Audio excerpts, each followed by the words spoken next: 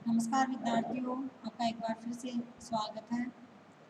अपन पढ़ रहे थे इंटरनल रिकंस्ट्रक्शन, कंपनियों का आंतरिक पुनर्निर्माण, जिसमें अपन ने पढ़ा था कि कंपनियों का इंटरनल रिकंस्ट्रक्शन किस प्रकार या कितने प्रकार से किया जा सकता है।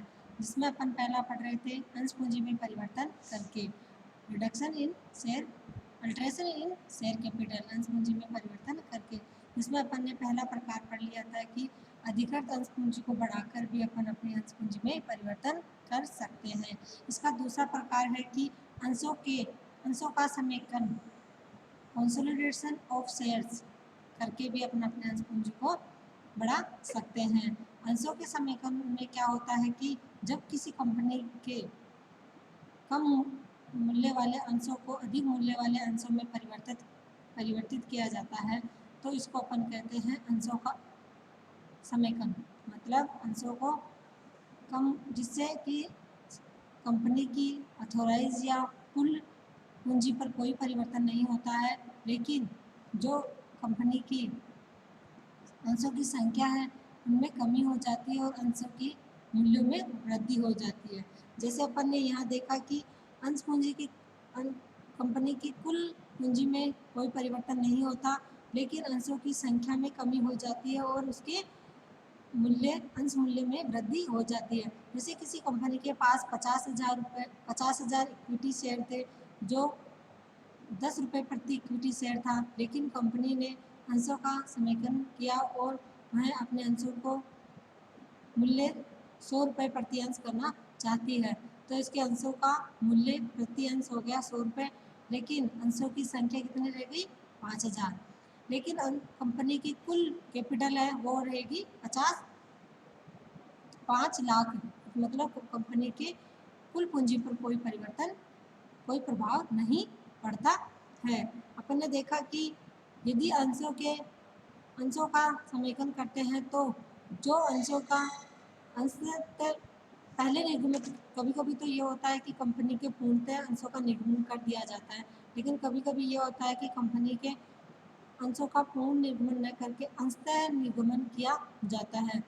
तो जो पहले अनुपात रहता है, मतलब निर्गमित पूंजी और अनिर्गमित अंश पूंजी का जो पहले अनुपात रहता है, वही अनुपात परिवर्तन के बाद भी रहना चाहिए। ये बात ध्यान रखनी चाहिए कि जो अनुपात निर्गमित अंश पूंजी और अनिर्गमित अंश पूंजी का पहले था, वही अंशों के समेकन के बाद में भी रहना चाहिए। जैसे अपन ने देखा कि पहले किसी कंपनी के 50,000 शेयर थे, जिनमें से कंपनी ने 50,000 शेयर थे, जिसमें से कंपनी ने 10,000 शेयर 40,000 शेयर निर्गमित कर दिए थे।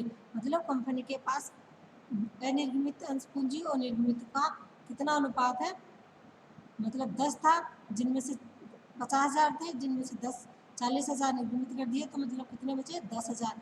10:4। लेकिन अब कंपनी के पास निर्गमन के पश्चात यदि कंपनी के पास 5,000 शेयर है, जिनमें से कंपनी ने 4,000 कर दिए, 10,000, मतलब कंपनी 4,000 अंश निर्गमित कर सकती है। तभी उनमें पहले वाले निर्गमित किए गए अंशों में और बाद में निर्गमित किए गए अंशों में अनिर्गमित अंशों में सेम अनुपात रहेगा।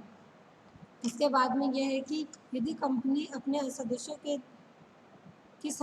कंपनी के अंशों की संख्या में परिवर्तन होने पर कंपनी अपने के लिए नई एंट्रियां करेगी। मतलब अंश पूंजी में टोटल अंश पूंजी में कोई परिवर्तन नहीं आएगा, लेकिन अंशों की संख्या व मूल्य में परिवर्तन होने पर कंपनी को नेसेसरीज एंट्रीज करनी पड़ेगी। देखो, अपन देखते हैं कि यदि कंपनी अपनी अंश पूंजी में कोई परिवर्तन न करके अंशों का समेकन करती है, तो जैसे कंपनी पहले वाले शेयर कैपिटल तो उसके लिए खत्म हो जाएगी, तो क्या हो जाएगा? Old denomination share capital account debit to new share capital account. जितने कैपिटल अकाउंट से जितने शेयर से ये हुई है, तो इसकी नरेशन हो जाएगा बीन कंसोलिडेशन ऑफ जितने शेयर्स हो रहा है, शेयर्स ऑफ रुपीज, जितने रुपए के शेयर थे पहले, और इनटू अब जितने रुपए में कन्वर्ट कर दिया गया, उससे ये एंट्री हो जाएगी।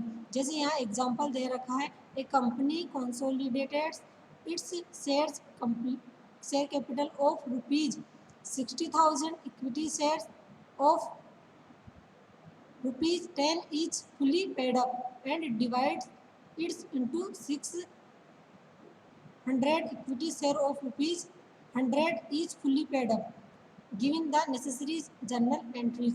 क्या बोल रहा है कि कंपनी पहले अपने 60,000 इक्विटी शेयर के 60,000 इक्विटी के अंश थे जिनका ₹10 प्रति इक्विटी वैल्यू थी, लेकिन कंपनी अब क्या चाहती है, उनकी वैल्यू ₹100 बढ़ाना चाहती है। मतलब एक अंश की वैल्यू कितनी करनी चाहती है, ₹100। तो इसके लिए क्या एंट्री हो जाएगी, कंपनी अपने ₹10 वाले पूर्ण प्रदत्त 60,000 इक्विटी अंशों को समेकित करती है और उनको ₹100 वाले पूर्ण प्रदत्त 6,000 इक्विटी अंशों में विभक्त कर देती है। तो इसके लिए नेसेसरी एंट्री क्या होगी, जो पहले वाली शेयर कैपिटल है 60,000 अंश थे जो ₹10 प्रति अंश में डिवाइड थे, उनसे तो वो कैपिटल क्रेडिट हो जाएगी क्योंकि उनका खाता वो ख़त्म हो जाएगा और नए जो कैपिटल होगी उससे वो क्रेडिट हो जाएगी। जैसे इक्विटी शेयर कैपिटल ₹10 ईच वाले से हो जाएगी 6 लाख और 2 equity share capital of ₹100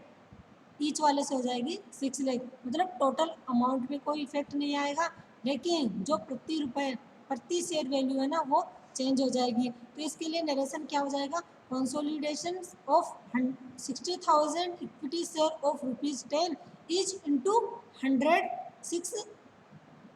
600 equity share of ₹100 each.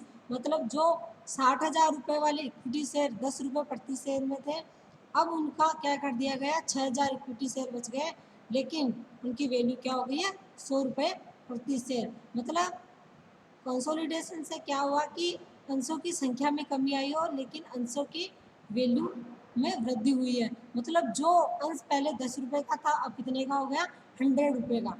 दूसरा एग्जाम्पल है जो मैंने बताया था कि यदि अपन अंशों का कंसोलिडेशन कर रहे हैं तो उसमें जो निर्गमित, अनिर्गमित और निर्गमित अंश पूंजी का अनुपात जो पहले था वो ही अंशों के समेकन के बाद में रहना चाहिए। जैसे अगले वाला एग्जाम्पल है इसी बेस पे आधारित है कि ऑन 31 मार्च 2018 M limited has authorised capital of ₹4 lakh divided into equity share of ₹10 each.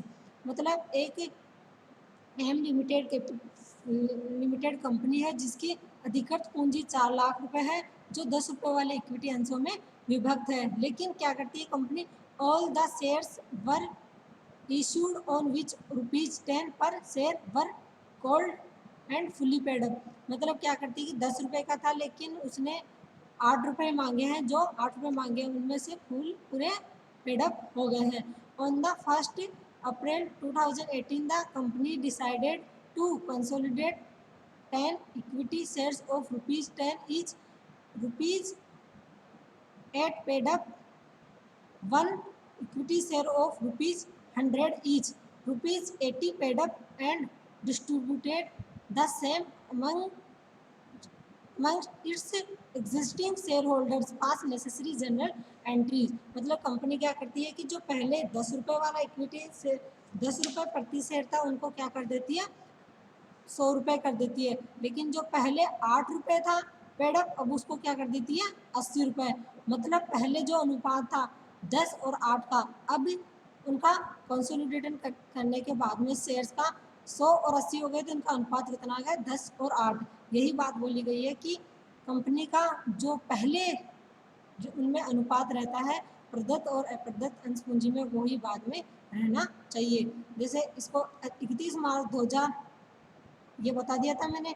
अब ये चाहती है कि 1 अप्रैल 2018 को कंपनी अपने ₹10 वाले 10 इक्विटी अंशों को, जो कि ₹8 प्रति अंश प्रदत्त पेड अप थे, उनको अब ₹100 वाले इक्विटी अंशों में डिवाइड करना चाहती है, जो ₹80 पेड अप है।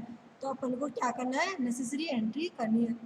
तो इसके लिए क्या होगा कि जो कंपनी की पहले वाले शेयर होल्डर्स हैं उनको वापस डेबिट कर दिया जाएगा और जो नए शेयर होल्डर्स होंगे उनको क्रेडिट कर दिया जाएगा। लेकिन वो पहले वाले कितने थे, ₹8, अब कितने आ जाएंगे, पहले वाले कितने थे, ₹10 वाले से अब कितने हो जाएंगे, 100। जैसे equity share capital of account debit of ₹10 से होगा तो, लेकिन कितना है 10 में से 8 रुपये ही उसका पेडअप हुआ है, तो 8 रुपये पेडअप है, 40,000 इक्विटी शेयर है, तो कितना हो जाएगा 3,20,000 रुपये। लेकिन अब नए होंगे ना, वो हो जाएंगे ₹100, लेकिन इनमें से कितने 80 पेडअप है, तो 80 इंटू 4,000, तो ये कितना आएगा 3,20,000। अब हो जाएगा इसका वो 40,000 equity share of ₹10 is ₹8 paid up consolidated into 4,000 equity share of ₹100 each ₹80 paid up. मतलब जो पहले 40,000 रुपये थे, 40,000 इक्विटी शेयर थे, 10 रुपये प्रति, वो 8 रुपये पेड अप थे, जिनको अब कर कंपनी ने क्या कर दिया गया कि 100 रुपीज़ तो कर दिया गया, लेकिन 80 रुपीज़ ही पेड अप है। मतलब इसमें ध्यान रखने योग्य बात यह है कि जो कंपनी की पहले वाले शेयर थे उनमें निर्गमित अंश पूंजी और अनिर्गमित अंश पूंजी का जो अनुपात था, वही कंपनी का शेयरों को समेकन करने के बाद में, अंशों का कंसोलिडेटेड करने के बाद में वही अनुपात रहना चाहिए। इसके बाद में अपन देखते हैं अंशों का उपविभाजन।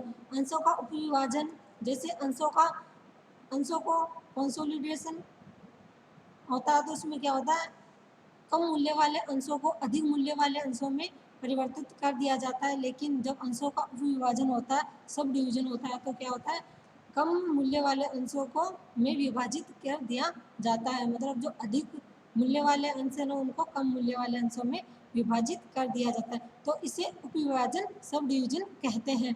अंशों को कम मूल्य वाले अंशों में विभाजन करने कंपनी की वही बात है कि जैसे अंशों का अपन समेकन करते हैं तो उसकी कुल पूंजी पर कोई प्रभाव नहीं पड़ता। उसी प्रकार यदि अंशों का सम विभाजन किया जाता है, सम डिवीजन किया जाता है, तो अंशों शेयर कैपिटल कुल अंश पूंजी पर कोई प्रभाव नहीं पड़ता है, लेकिन अंशों की संख्या बढ़ जाती है। उसमें क्या होता है, अंशों की संख्या कम हो जाती है, उसमें अंशों की संख्या बढ़ जाती है। कंपनी अपने समस्त अंशों का या तो उसके किसी भाग का, मतलब क्या होता है, कंपनी अपने संपूर्ण अंशों का भी सम डिवीजन कर सकती है या फिर उसके कुछ पार्ट का भी सम डिवीजन कर सकती है।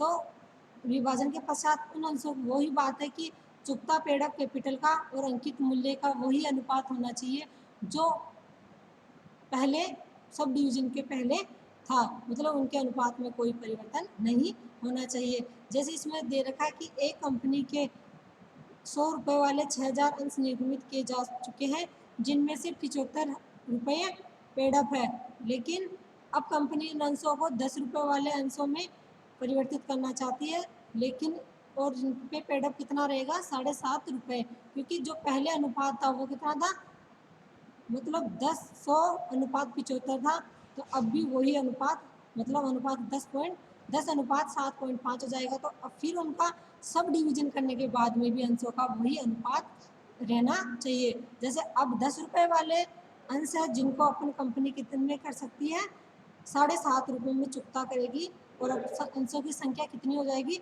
पहले जो 6,000 थी उसके स्थान पर अब कितनी हो जाएगी, 60,000 अंशों की संख्या हो जाएगी। तो इसके लिए भी वही एंट्री होगी, जो अंशों की पुरानी शेयर कैपिटल है वो तो खत्म हो जाएगी, और जो नई शेयर कैपिटल है, जो पुरानी शेयर कैपिटल खत्म हो गई, इसका